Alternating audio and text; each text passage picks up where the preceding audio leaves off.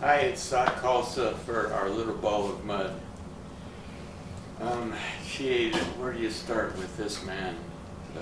John Manning has been a friend of mine for ever, and I talked him into being on the show. And yeah, we got to use our adult voices for the camera. We try to enunciate, yes. Yes, we have to enunciate, and so meet John Manning. How'd you do? How'd you do? River running, mountain climbing, climbing a wall at a Mexican restaurant. Do you remember? Huh? I remember several, but yeah, I think I know Joanne, the you one you're remember talking we about. all went out to dinner Yeah. at a Mexican restaurant, and he and I said, "Look at that wall." Yeah, And then we I went do for remember it. that. We were all standing in line. Started climbing. Sometimes it's hard to resist. I know.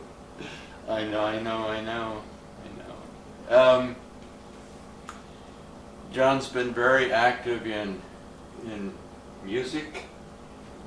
He's got an amazing voice, this man. Thank you. What is now you've retired out of your profession, Yes. which has been, describe it. Landscape irrigation. Manning Sprinkler Services. Mhm. Yeah, we just retired after 41 years. Happily retired. And making the most of life now. Yeah.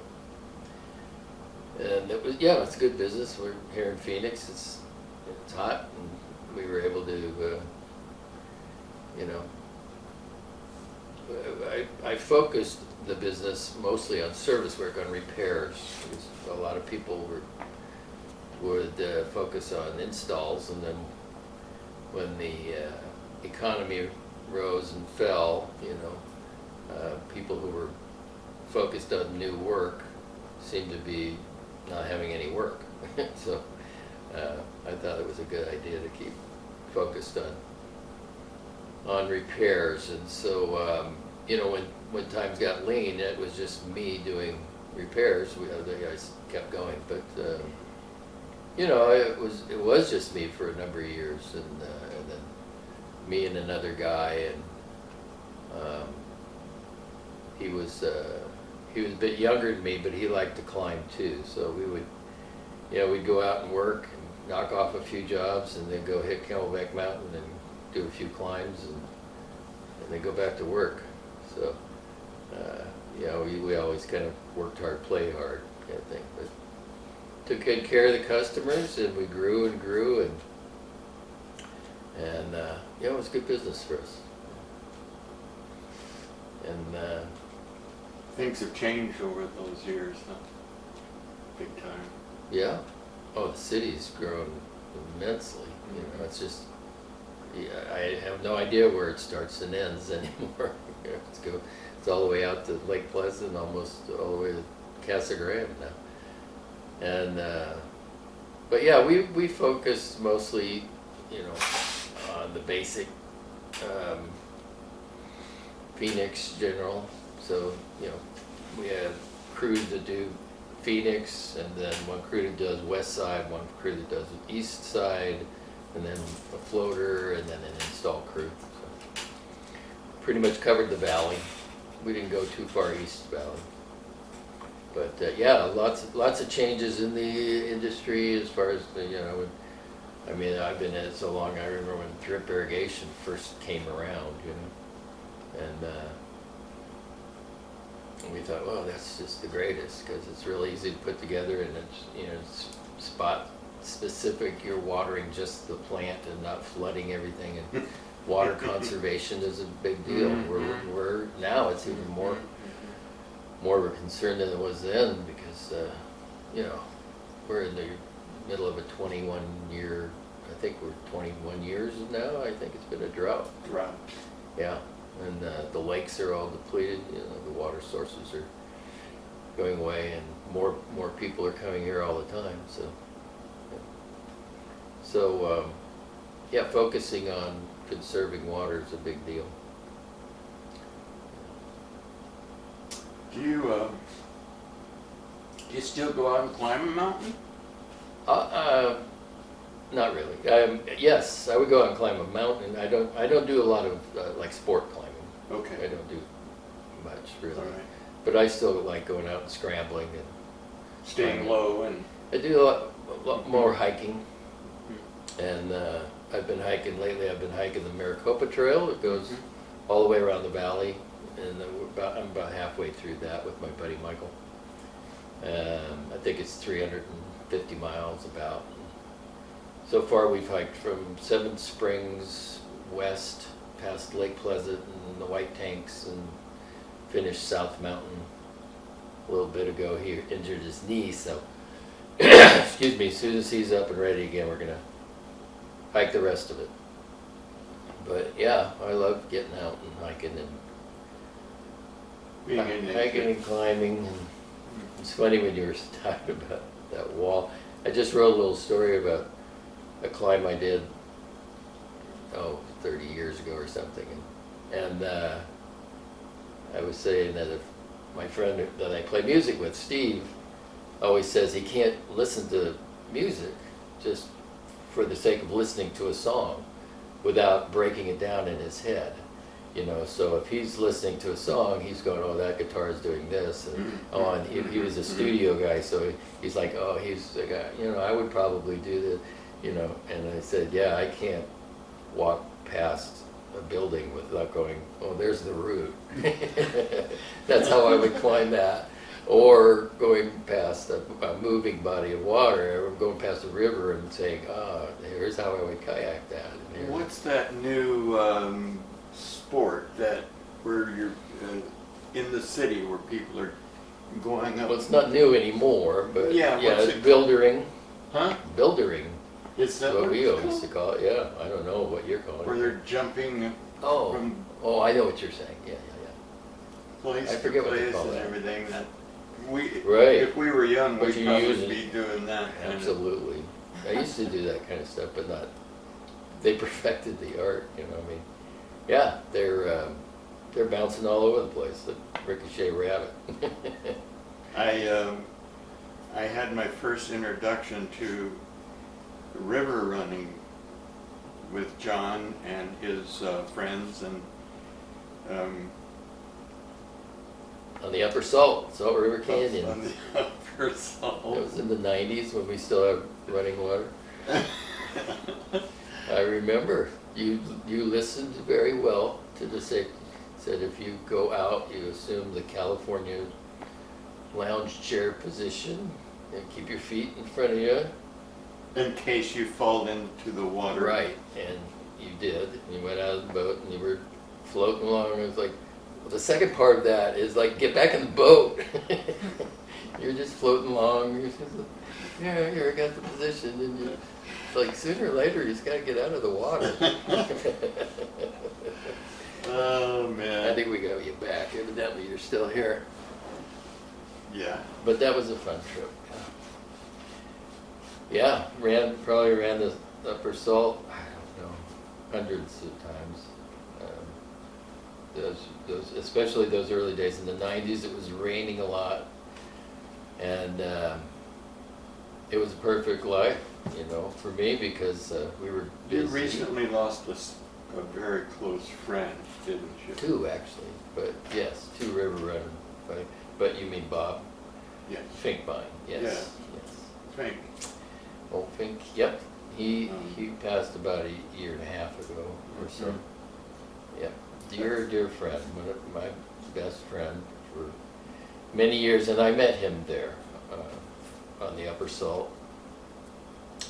And he was an interesting guy, a great guy. He was a retired history teacher and a storyteller and a rabid river runner. He was married to a famous woman, He too. was married to Miss Sherry from Romper Room. Miss Sherry from Rock.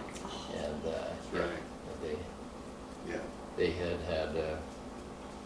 an interesting life themselves. Yeah, I'm sure. They were divorced for quite a while before I met him. I met him when he was 60, I believe. Yeah. And he did rivers until the age of what? 79. 79. Our last trip was on the Grand Canyon. We did 18 days on the Grand Canyon, and he rode the whole thing at 79 with chronic fatigue syndrome but so he would row, and people were worried about him, saying, he's going to die on the river. He's never going to die on the river. He's going to die going to the groover. The groover is what you call the bathroom facilities. Because when they first started running rivers, they just used a can, a rocket box, and hadn't thought yet to put a toilet seat on it. So when you sat on it, it left grooves in your ass. Oh, hence the name Groover. That's what they called the groover. So it's still called the groover, as far as I've ever heard. And but yeah, he was quite a guy. Yeah. You've got grandkids now. We have 3 grandkids. Ocean just turned 18, and Rosalie's 6, and Emmett's 4. 5. He's 5 now. Time passes. Yes, we were blessed. What are your plans now for the rest of the time going around in your We have a RV? we have a 23-foot trailer, travel trailer that we tow with my Dodge truck, and we just finished a 8,000-mile loop around the country, visiting friends. Called it our Friendship Tour of America. We saw one of my oldest friends outside of Salt Lake. I've known him since 6th grade, but we stayed mostly rural. We didn't hit many big cities. Just wanted to see the country and the kind of country that I love. We went up through Idaho and along this Salmon River, and I've rafted the salmon a number of times. And so I wanted to show her that area. She hadn't been up to. We went up to Glacier National Park. Gorgeous. And then over, made a big loop. Went over to,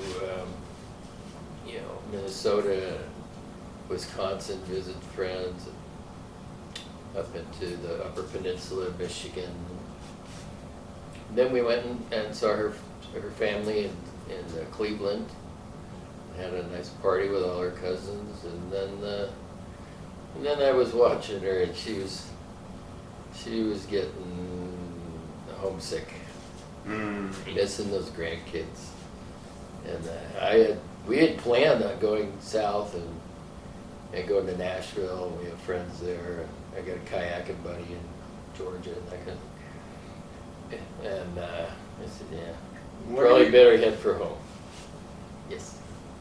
What are your words of wisdom for the humans out there today? Yeah. What a world. Yeah, what a world. Take care of it. Yeah. And we haven't been taking care of it. I try to remain hopeful, and there's a lot of people doing a lot of good things. I know that I just think if science doesn't save us, we're not salvageable. Yeah. And we're changing. They say that they're getting rid of all the cars. When we were in the Upper Peninsula of Michigan, we went out to what's the island? Mackinac Island, and I just loved it there. There's no motorized vehicles on the whole island. There never has been.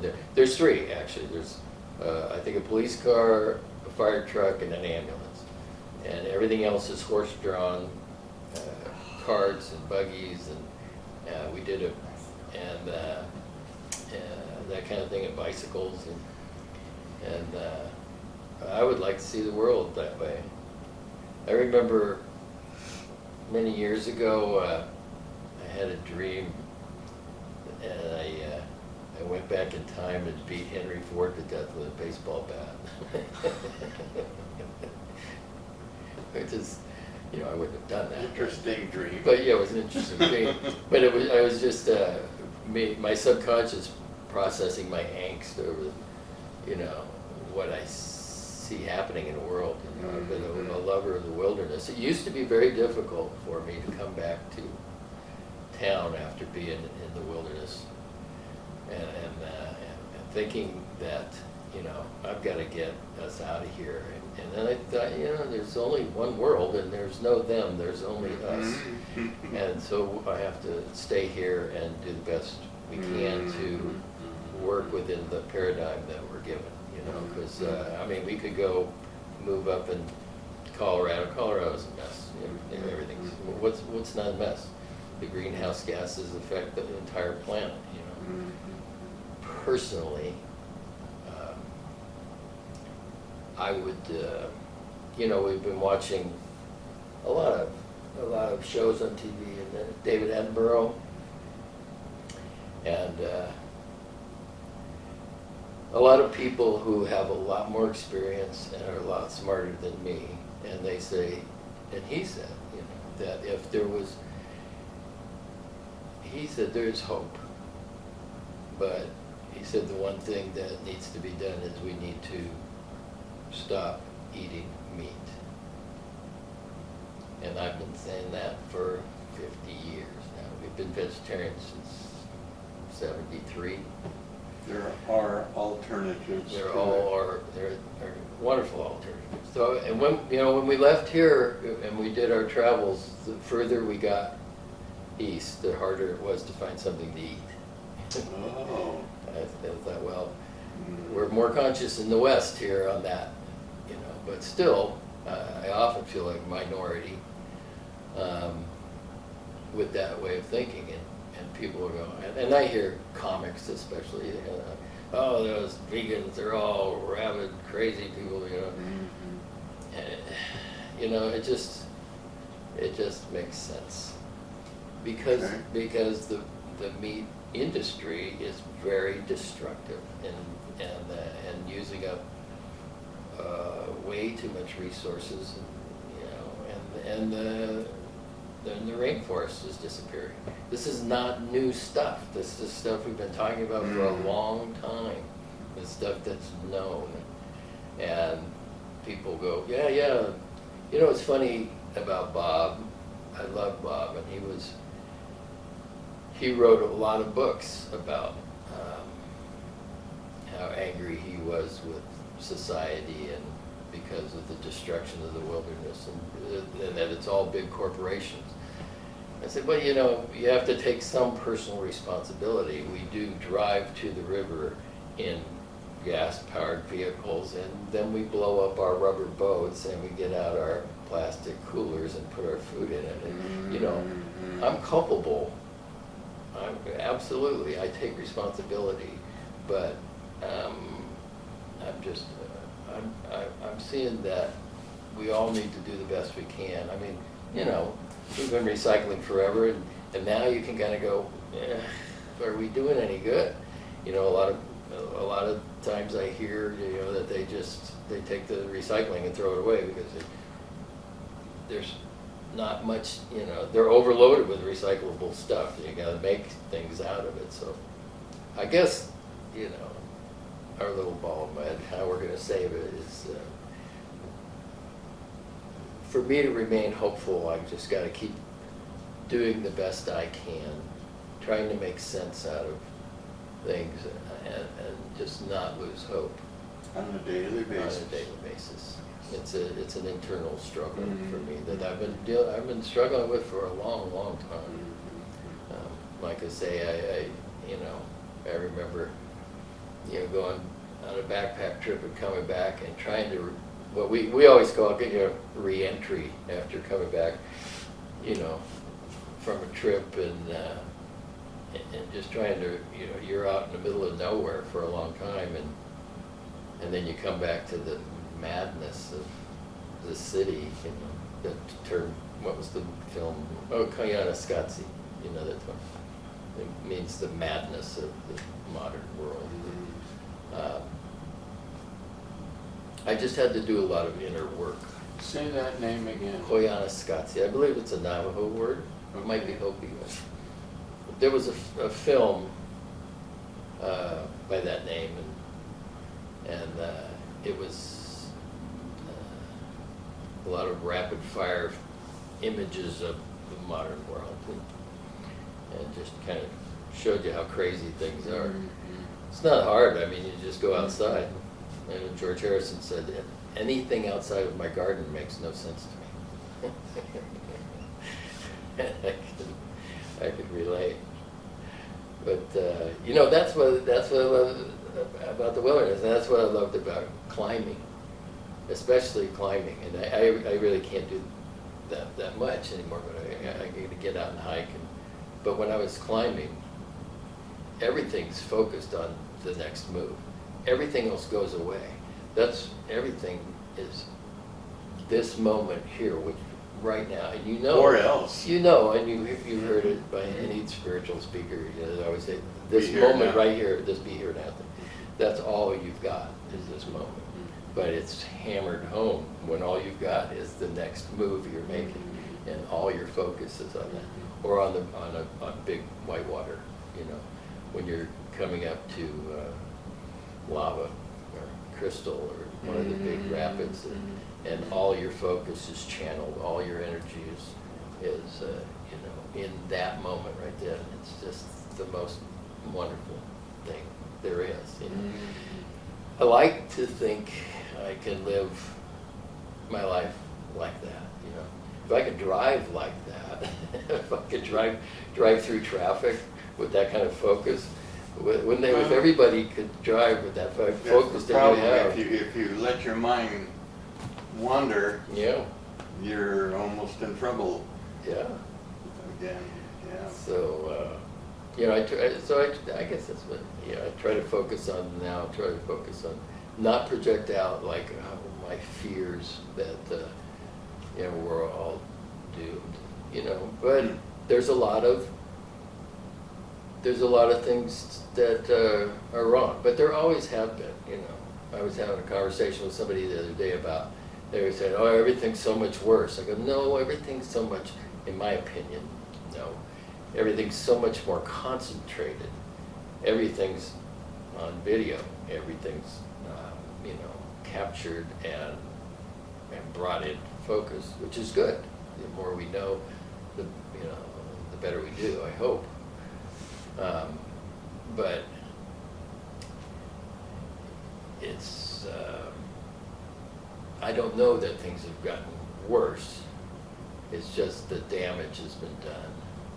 And I don't know that people are worse than they used to be. I don't know that the gangs now are worse than Genghis Khan was. I think, back then, we were watching some TV show that, we started watching, and it was set in the, 1300s, and biblical I think I times. saw It's that like, one. wow, this was brutal. Things were brutal. Now, we go out and walk to the park, and have a pretty good day without worrying that somebody's going to club you over the head every time.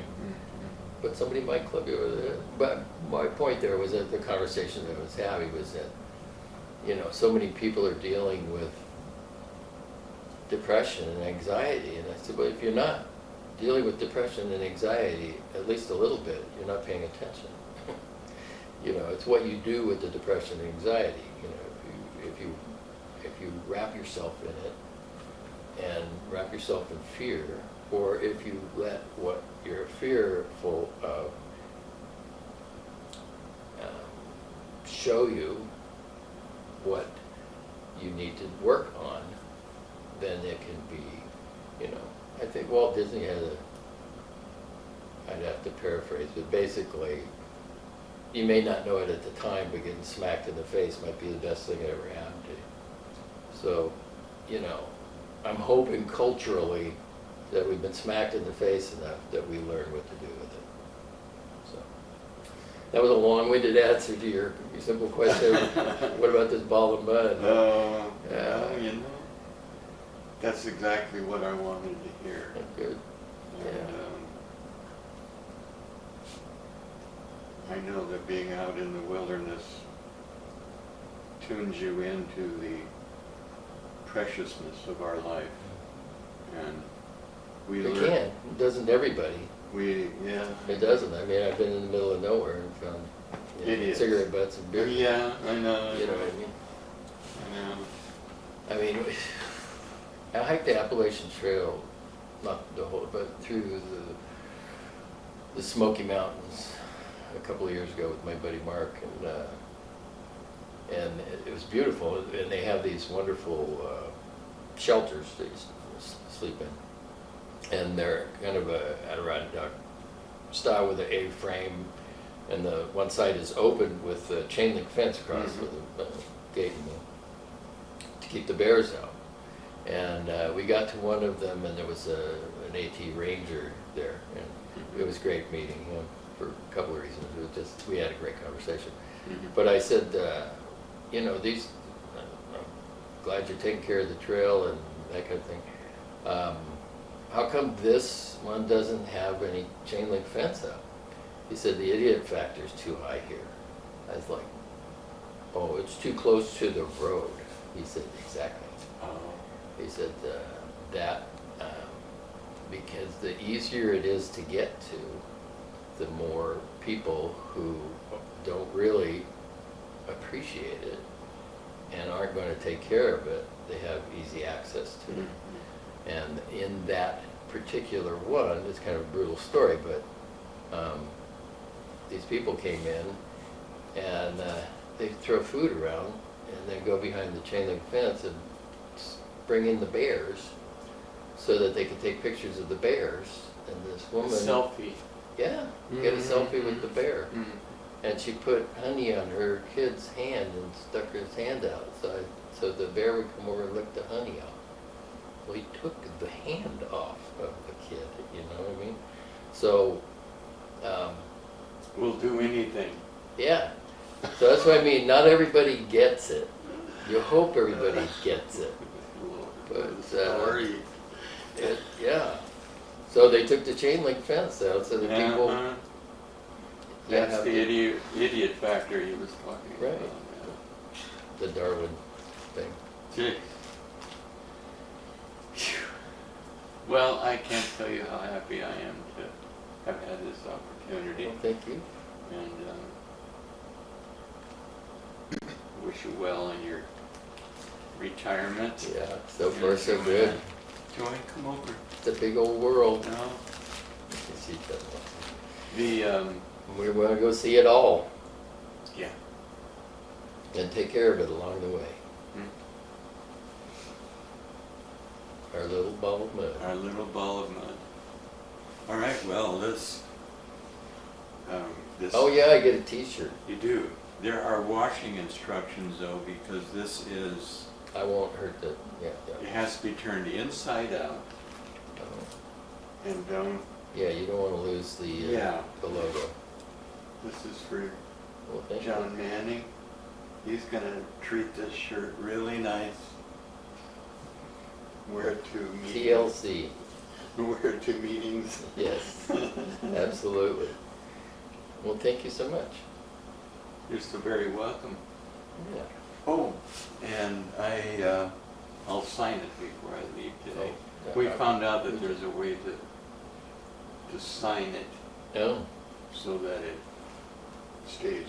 a liquid Permanent, embroidery yeah. kind of thing. Yeah, Yeah, great. It'll be official. Okay, Maggie, Is that it? Give It's us- a wrap. it's a wrap. Thank you. Where Joanne swam. This is in Alaska on the Atchison River. Oh my goodness. And this is Halloween. This was that last trip I was talking about. You were 79 there and rode the whole canyon. But we had so much fun. It was that's actually me. Oh my gosh. This is in Colorado on the Arkansas River. Oh my And goodness. that's my daughter Lindsay right there. Good Lord. And this is in Costa Rica. That happened on the salt. My fingers split open. Yeah, and that's Lava Falls. That's Lord. Joanne there in the front of the boat.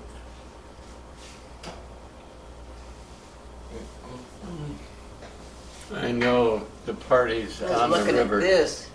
Yeah, that old bridge, little footbridge over there. That's on the, No way. that's the Pequare River Gives me the willies. in Costa Rica. We're going back to Costa Rica next time. Oh, yeah? Toba. Yeah. There's me and Fink. I don't know if the light would reflect too much on it. That's up on Babu Kivri Peak. Is a sacred peak to the Tohono in southern Arizona. Wow. I think it, I'm not sure, it's the second highest. This was an interesting place. That was in Alaska. This is Denali, the biggest mountain in Alaska. And Wow. so we were climbing all the smaller mountains all the way around the valley there. And we spent a week in that